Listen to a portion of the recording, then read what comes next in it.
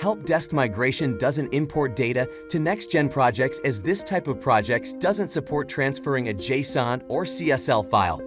So, how can you migrate your data to the next-gen project? First, run a full data migration to the classic project. Then set Make Bulk Changes global permissions. Here's how you do so. Log into your Jira account.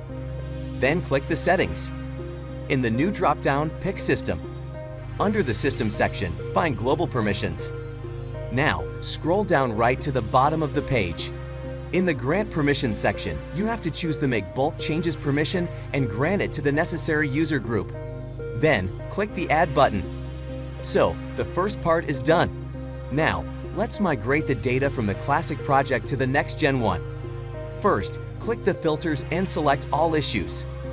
Hit the Project Filter button and choose the project you want to migrate from. Then, in the top right corner, select More, 3 to Sign, and Bulk Change All. The system opens the Bulk Operation Wizard. Go through the wizard, choose the issues that you want to move and click Next.